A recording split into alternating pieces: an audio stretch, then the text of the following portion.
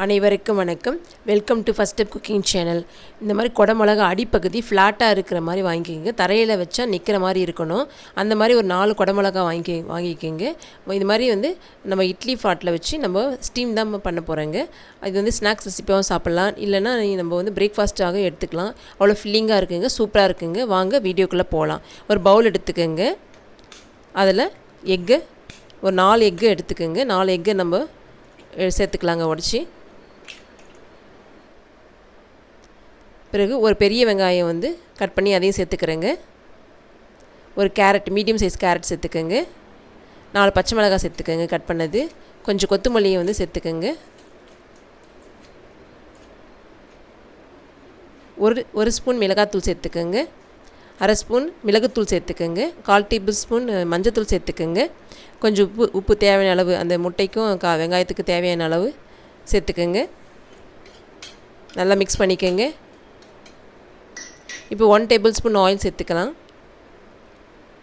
Oil சேர்த்து அதை நல்லா மிக்ஸ் பண்ணிக்கோங்க.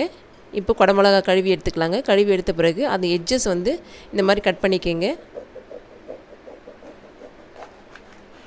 கட் பண்ண பிறகு அது உள்ளே இருக்கிற சீடு பார்ட்டு லைட்டாக நம்ம கீறி அதை உள்ளே இருக்கிற சீடை எடுத்துடலாங்க. இந்த மாதிரி 4 குடமிளகாவையும் நீங்கள் எடுத்துடுங்க. எடுத்துகிட்டு அதனுடைய கேப் அதனுடைய மேலே மூடி வச்சுடுங்க. அப்படியே அப்போ தான் கரெக்டாக இருக்கும். இப்போ நம்ம மிக்ஸ் பண்ண எக்கு மசாலாவை அதில் ஊற்றிக்கலாங்க. எல்லாத்துலேயுமே ஈவனாக ஒரு கரண்டி இப்போ ஊற்றிடுங்க. இப்போ இதிலையும் மூடி ஏற்றுட்டு இதுலேயும் சேர்த்துக்கலாங்க.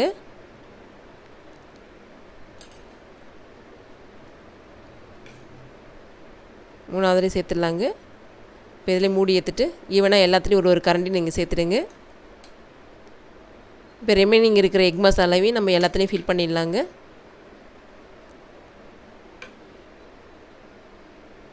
இந்த மாதிரி ஸ்டஃப் பண்ணி நம்ம ஸ்டீம் பண்ண போகிறோங்க இட்லி பாட்டில். அவ்வளோ சூப்பராக டேஸ்ட்டு அருமையாக இருக்குங்க. இப்போ அதே மூடியை வச்சு அதுக்கு தேவையான மூடியை அப்படியே மூடிடுங்க. இப்போ இதை அப்படியே ரெடி பண்ணி அப்படியே இருக்கட்டுங்க. இப்போ ஒரு இட்லி பாத்திரம் எடுத்துக்கலாங்க. இட்லி பாத்திரத்தில் தண்ணி ஊற்றி வச்சுடுங்க. இந்த மாதிரி சர்க்கிள் மாதிரி வெசல் வச்சுடுங்க. அது மேலே ஒரு தட்டு போட்டு வச்சுடுங்க. அப்போ தான் மேலே தண்ணி வராமல் இருக்கும். அப்புறம் நம்ம இட்லி தட்டு வச்சிடலாங்க. இட்லி தட்டை வச்ச பிறகு கொஞ்சம் எல்லாத்துலேயும் ஆயில் அப்ளை பண்ணிக்கலாங்க. இப்போ ஒரு ஸ்டஃப்டு எக் ஸ்டஃப்டு குடமிளகாவை அதை எடுத்து வச்சிடலாங்க. இது மாதிரி 4 குடமிளகாயும் வச்சுடுங்க.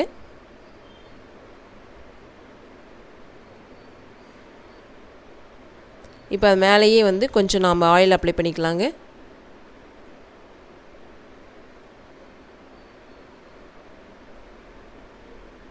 இப்போ ஸ்டவ் ஆன் பண்ணிக்கலாங்க. ஸ்டவ் ஆன் பண்ணிவிட்டு 15 to 20 மினிட்ஸ் நான் மீடியம் ஃப்ளேம் வச்சுக்கோங்க. செக் பண்ணி பாருங்கள் இடையில். இப்போ நான் ஒரு 20 மினிட்ஸ் கழித்து பார்க்குறேங்க. எல்லாம் எக்கு நல்லா வெந்து நல்லா மேலே வந்திருக்குங்க பாருங்கள். இப்போ நைஃப் வச்சு பார்க்குறேன், ஒட்டாமல் வருது. அவ்வளோதாங்க, ரெடி ஆகிடுச்சு. கொஞ்சம் சூடு ஆறின பிறகு நீங்கள் ஒரு குடமிளகாய் எடுத்து பிளேட்டில் ட்ரான்ஸ்ஃபர் பண்ணிக்கோங்க. பாருங்கள், கொஞ்சம் அப்படியே கொஞ்சம் தண்ணி வந்திருக்குது. அடியில் ஒரு பிளேட் வச்சேன், குடமிளகா இருக்க தண்ணி வந்திருக்குது. இந்த மாதிரி தான் இருக்கும். நீங்கள் ட்ரை பண்ணி பாருங்கள், அவ்வளோ சூப்பராக இருக்கும் டேஸ்ட்டு. இப்போ ஓப்பன் பண்ணி பார்க்குறேங்க. பாருங்கள், அவ்வளோ சூப்பராக எல்லாமே வெந்து எக்கு மேலே வந்திருக்குதுங்க அழகாக. இப்போ சாப்பிட்டு பார்க்கலாங்க, வெந்திருக்கான்னு பார்க்கலாங்க. பாருங்கள், நல்லா வெந்திருக்குது. டேஸ்ட்டும் ரொம்ப அருமையாக இருக்குங்க. பசங்களுக்கு நீங்கள் இதை அப்படியே ஒரு கேப்சிகம் கொடுத்தீங்கன்னா நல்லா ஃபில்லிங்காக இருக்கும். இதை பிரேக்ஃபாஸ்ட்டாக சாப்பிட்லாம், ஸ்நாக்ஸ் ரெசிப்பியாகவும் அவங்க எடுத்துக்கலாங்க. ஸ்கூலுக்கும் நீங்கள் கொடுத்து விடலாங்க, அவ்வளோ சூப்பராக இருக்கும். இல்லை பெரியவங்களுக்கு கொடுக்குறதுனா நீங்கள் ஸ்லைஸாக கூட கட் பண்ணிக்கலாங்க. இது லஞ்ச் பாக்ஸ் ஸ்நாக்ஸாகவும் நீங்கள் கொடுத்து விடலாம், ஸ்நாக்ஸ் ரெசிப்பியாகவும் நீங்கள் கொடுத்துலாம். பாருங்கள், இது மாதிரி கட் பண்ணிவிட்டு நீங்கள் அது மாதிரி சர்வ் பண்ணலாங்க. அவ்வளோ சூப்பராக அருமையாக இருக்குங்க. நீங்கள் ட்ரை பண்ணி பாருங்கள்.